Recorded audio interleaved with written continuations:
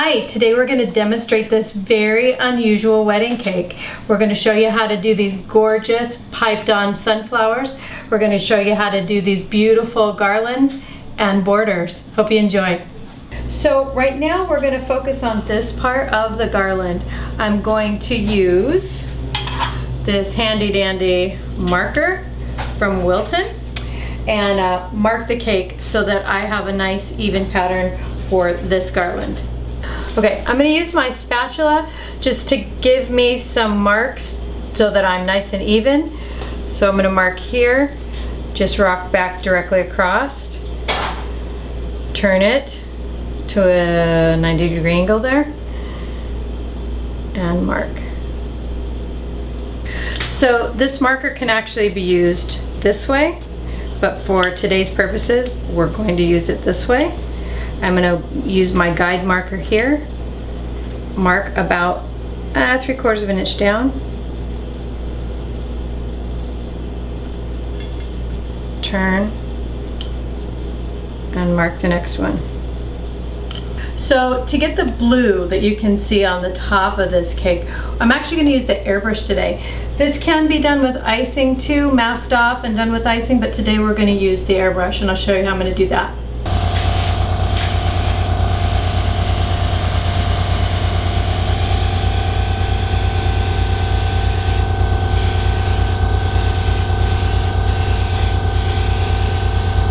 You notice I held the airbrush in one place and turned the turntable to get a nice even effect.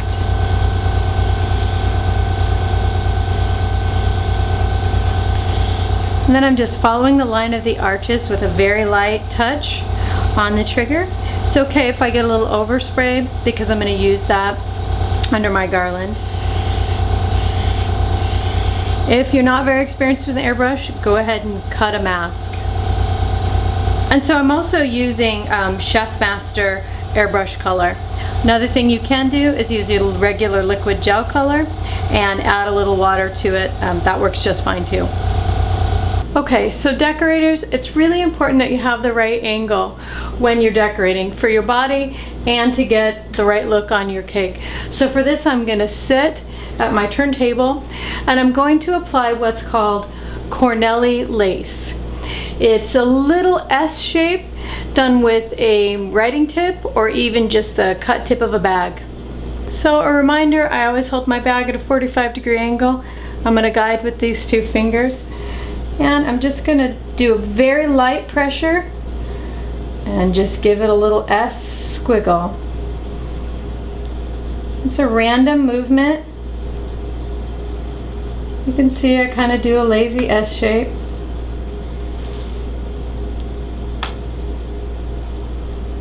What I'm going for is a nice tapered down, lacy look here into a point.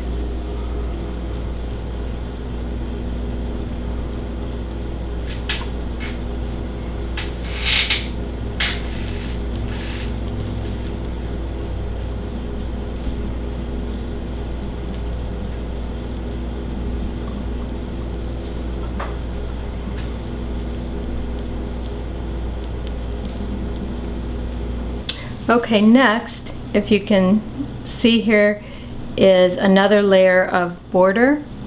It's also used with a #1 writing tip or can be done with the cut end of a bag. And it is just a reverse shell. So for this, I'm sitting again. It's the best angle for my back, for my neck, and also the best angle to get right down in here and get some pretty shells. I'm going to start down in here at my tip and I'm going to start my reverse shell, which is a squeeze, let it build and release. Squeeze, let it build and release.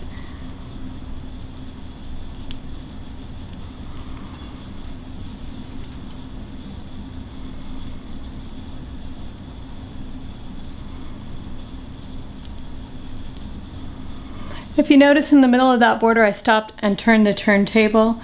You never want to push or be at a weird angle. Just use that turntable for what it's made for and get it right in the right place for you to make a beautiful border.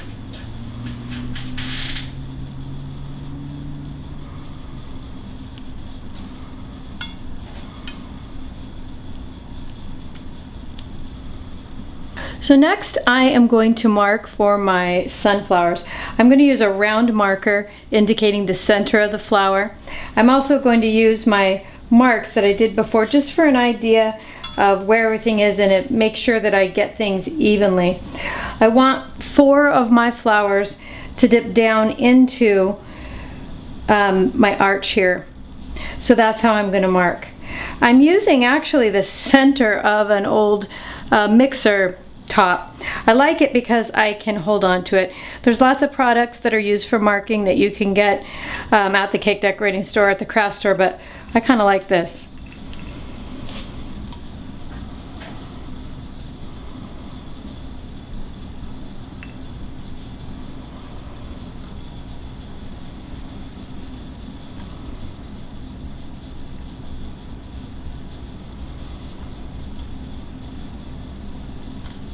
So as you can see, I've got 3 in the center. They will kind of appear random when they're finished, but you can see there's a pretty even order, and 4 on the outside. So I want to put my leaves down first, and these leaves are piped on with a number 124 rose tip. And I'm also going to use a striped bag method that I really prefer. I don't really like to mix colors up too much in advance. I like to mix in the bag. I get a nice variegated look. So to stripe the bag, I'm going to take the raw color and just push it right up the side of my bag. See that? Optimally, it's where it's the skinniest part of your tip is aligned with your color stripe. So just to give you an idea of what happens inside the bag, I've kind of prepared this for you. I've got some yellow, a little bit of green that's mixed but not too well, and some white. That all goes in the bag together so I get nice variegated, and also so that each leaf is different and I have some different shading all over the cake. So for variegation, I want to show you how I do this. I squeeze the bag out till I get the right color that I want. You can see that on one side I've got a little more color, on the other side a little less. That's just perfect. Okay, so for this leaf, we know that our petals are going to be here, so it needs to be outside of the range of my petals. They're going to cover it a little bit, so we kind of just decide how big our petals are going to be and then begin our leaf. Leaves have a little bit of a base to start.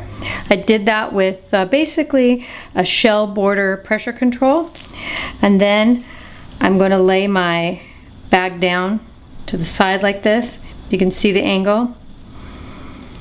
I begin up, make a point, release my pressure, squeeze again, come back down the other side. With variegation, it's really important to make the leaf pattern random so I don't get all yellow on this side, and then by the time the bag comes out green, I'm all on that side. So to make it nice and even, I'm going to go ahead and turn my turntable and make my next leaf, which is going to be similar color on this side. So I'm going to do a leaf that goes down the side of my cake. This is the awesome thing about being able to pipe this kind of thing on. I can do any angle I want. So I'm going to put my base down here, get my angle again, up the side and point, release, and back up the other side.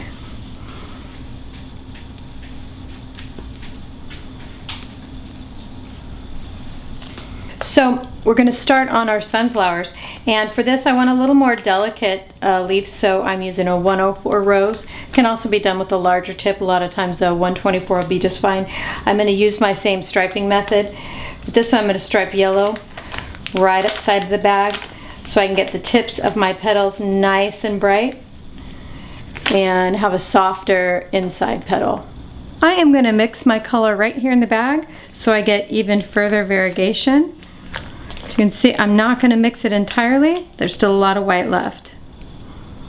So my sunflower petal is actually the same action as my leaf. I'm going to put myself a little pad there, angle to the outside, release, give myself a nice point, come back down.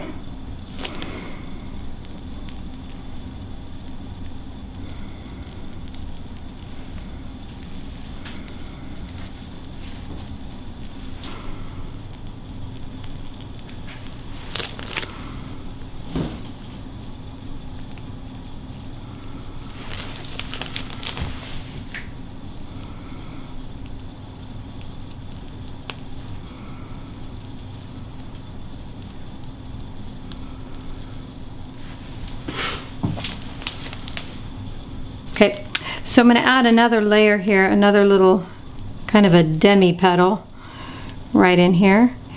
I am using my pressure control that I use for a straight shell, a squeeze and release. I'm just letting it build in a little circle. This is also a real similar motion that we use for a sweet pea. Let it build, curl slightly and release. Build, curl slightly and release.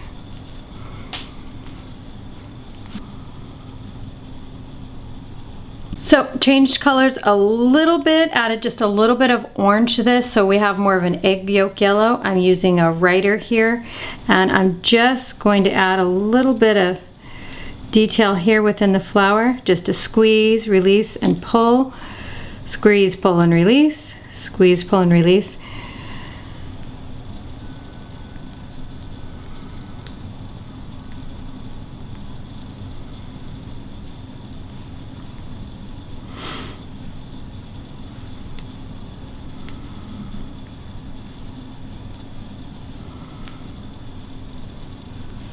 Okay, so this time I am using a paper with a leaf tip, V leaf tip. This bag is striped with a light gray and a dark brown gel. It's a brown gel that has a little bit of a sheen to it, which I really like. We're also just going to use our squeeze and release, squeeze and release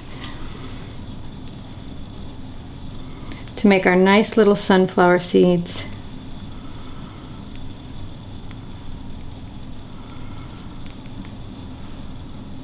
See how that variegation really pays off?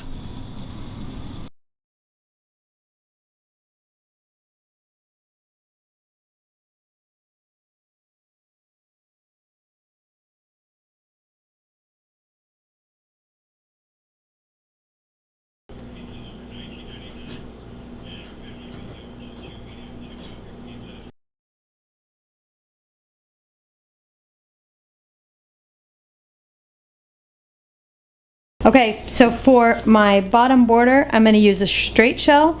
It's a double straight shell that's going to look like a braid. So I need to place my shell here and then up the side. So a straight shell here and up the side.